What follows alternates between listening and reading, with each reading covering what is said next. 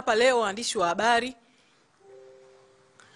ni kuzungumza na nyinyi mustakabali wangu au mwelekeo wangu wa kisiasa.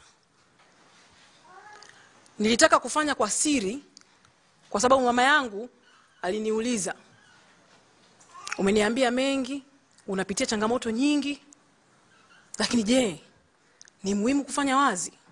Ni muhimu kufanya kwenye vyombo vya habari? Nikamwambia ndio, kwa sababu sina shida wala sina nia ya kumsurprise mtu yoyote ambaye aliamini kwenye mimi, aliamini kwenye ujumbe niliokuwa nautoa kupitia mwamvuli wa Chadema na akaamua kutufuata. Ungwana ni niseme wazi. Kwa ndugu waandishi wa habari wa Tanzania, ndugu jamaa na marafiki, wanachama wa Chadema mlioungana na mimi leo hapa, dhumuni la kuitisha mkutano huu ni kusema rasmi. Kwanza najivua wadhifa wangu wa mwenyekiti wa Chama cha Demokrasia na Maendeleo Chadema mkoa wa Dodoma. Wadhifa huo ulikuwa unanifanya niwe mjumbe wa mkutano mkuu wa Chadema Taifa, mjumbe wa baraza kuu wa Chadema Taifa, mwenyekiti wa kikao cha mashauriano cha Chadema mkoa wa Dodoma. Zilikuwa ni nyadhifa kubwa, lakini mwenyekiti wa baraza la uongozi wa Chadema mkoa wa Dodoma. Nyadhifa kubwa kabisa. Kwa awali ya yote nitoe shukrani. Shukrani kwa waandishi wa habari kwa kuendelea kuitikia wito wangu pamoja na tofauti za mwelekeo wangu. Lakini zaidi nimshukuru sana Mwenyezi Mungu. Hii siku ya leo inawezekana ikamark siku ngumu kabisa kwenye maisha yangu. Ikamark siku ngumu kabisa kwenye maisha yangu. Na bahati mbaya imetokea kipindi kibaya sana. Nilikuwa naweza kufanya hivi kipindi ambacho hakuna wimbi kabisa la kuhama Chadema. Au nilikuwa nisiweze kufanya hivi pamoja na yote yanayoendelea Chadema. Lakini leo ndio imekuwa siku mwafaka ya mimi kufanya hivi. Sijawahi kuwa mwanachama wa chama chochote cha siasa.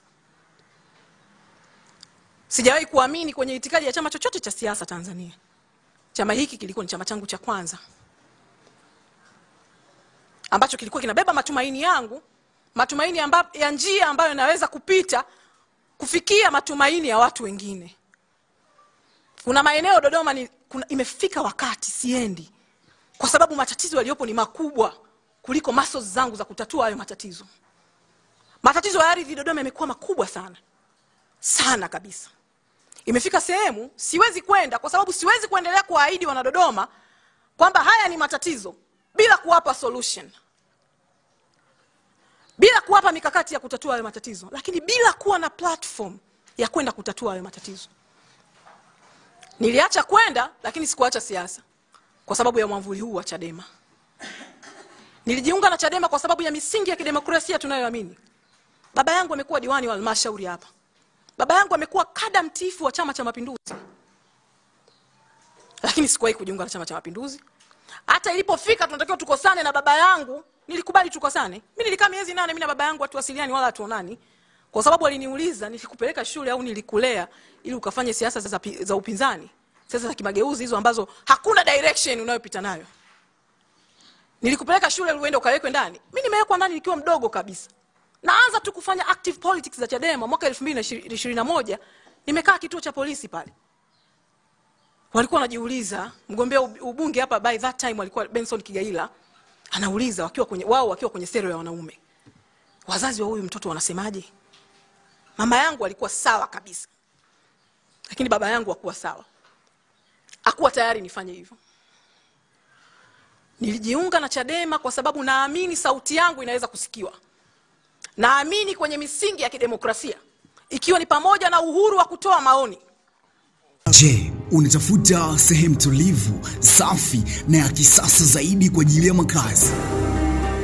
Oh, relax, kisha pay attention. Watoto mjini wanapaita Ushuani Apartment, ila mimi napenda kupaita nyumbani. Ndiyo, ni Sweet Home Apartment. Hapa utapata mazingira mazuri, hewa safi itakao kufanya uwe kwenye comfort zone. Imagine ukitaka kuperuzi mtandaoni kuna free wifi. Ukiwa bored unapata vitu vya Netflix. Ile ndingako kali inapata parking kali. Ukitaka kupika madiko kuna jiko. Na si kupika tu, utahifadhi mpaka miko. yako, alafu baada ya harakati zote upate usingizi mnono katika vyumba bora na vya kisasa zaidi kwa ajili yako na familia yako. Karibu Sweet Home Apartment tukuhudumia. Najua utakuwa unajiuliza location ni wapi? Tunapatikana Mwanza Mkolani. Tupigie kwa namba ya simu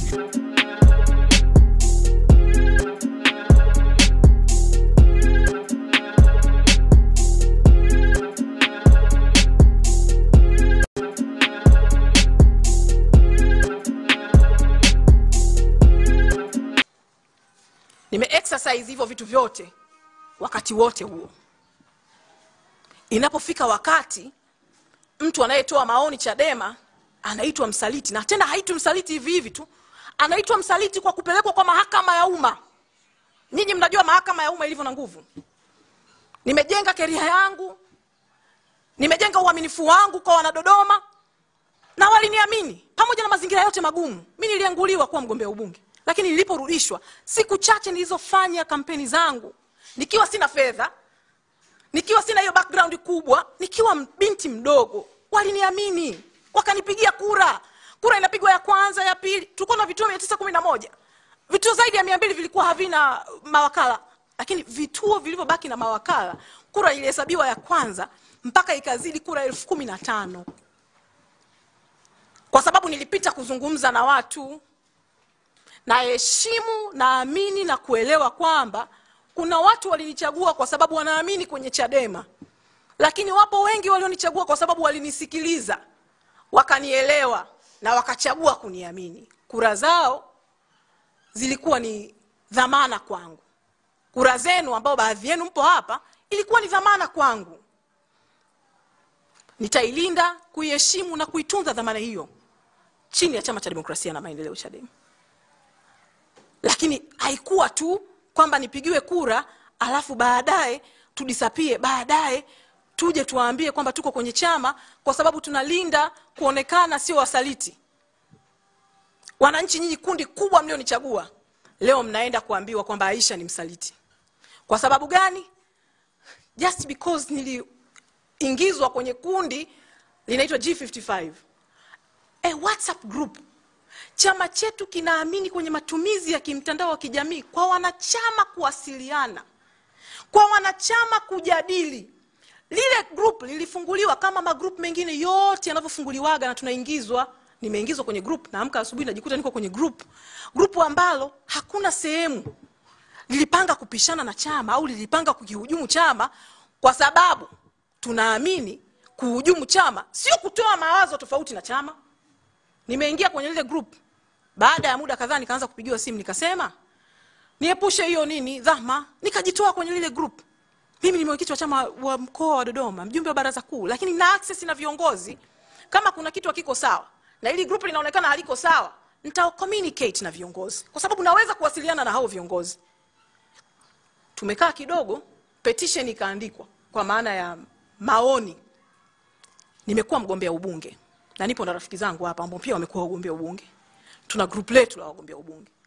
Tuliitwa na chama kwenda kutoa maoni yetu. Kuna watu wakawa wanatoa maoni yao sasa kwenye group ya wabunge mchanganyiko, na tukao tunapishana mawazo. Kwa group likaundwa kuambiana kwa vijembe mashambulizi tunayofuata huku. Je, tuende au tusiende? Just a WhatsApp group kudiscuss kwamba twende kwenye mkutano au tusiende. Baadaye tukafikia mwafaka kwenda huku, tokwenda ni matako ya mtu binafsi. Kwa hiyo wanaosema wasiende, wanaosema waende, wafanye nini? Waende. Na ziko chats wazi kabisa. Wengine wakasema ambao hawatoenda watakiandikia chama maoni yao, kwa sababu hatuwezi kwenda kuzomewa, tunaogopa kuzomewa. Hatuwezi kwenda kuonekana tumeenda wasaliti, kuvamia kikao cha watu. To cut the story short, naondoka Chadema, lakini kulinda heshima yangu, kwa sababu kuna watu waongo kama wale watu wanaodanganyaga watu, kaa kwenye ndoa, teseka, pigwa kwa sababu una watoto. Si kina mama mnaambiwaga hivyo, kaa kwenye ndoa, teseka? No. Wanasemaga divorce is not an option, lakini walioweka divorce sio wajinga. Jamani, mimi ni Muislamu. Waislamu wanaamini kwenye divorce kwa sababu it is an option. You cannot stay sehemu ambayo you are not valued. You cannot stay sehemu ambayo mimi nikija kwenu nawaambia CCM wanakanyaga katiba. Na katiba yangu mimi inakanyagwa. It was just an issue ya statement tu. Yani statement tu moja ndogo ya katibu mkuu wa chama, ya makamu mwenyekiti wa chama, or anyone else. Jamani, mimi sio mnafiki. Mimi sina option. Wanatutukana huko, wanasema watu wanaondoka Chadema hawana option. Mimi sio kama sina option. Mimi nyewe mnajua wote. Nyewe si mlikuwa mnanipigia kura na kunisaidia kampeni wakati natoka kwa mamangu mzazi? Si nilikuwa nakula bure na kulala bure? Mbo ukitaka kumpa jina baya au ukitaka kusilence the voice ya watu ambao wanahoja, ni umpe jina baya. Hawa ndugu zetu wamechagua kuwapa watu jina baya, watu ambao wana exercise their democratic rights. Sio kukubaliana nayo. Kama sikubaliana nayo huko nje, maana yake na huko na kio sifanye nini? Nisikubaliane nayo, si ndio? Nitakuwa mnafiki sana. Mimi na rafiki zangu wana akili sana. Na wananiunga mkono, wanani challenge each and every day. Sitaki kuanza kujicontradict. Sitaki kuanza kujicontradict. Kwa hiyo naondoka Chadema. Na niweke wazi, maana kuna watu wana mashaka. Sijiungi na chama ambacho nilikuwa pia siamini kwenye hicho. Si mwanzo nilikuwa siamini kwenye Chama cha Mapinduzi. Na sasa hivi naondoka, sikujiunga na Chama cha Mapinduzi pamoja na kuwepo na kumea hapa Dodoma kwa sababu siamini kwenye utaratibu wake.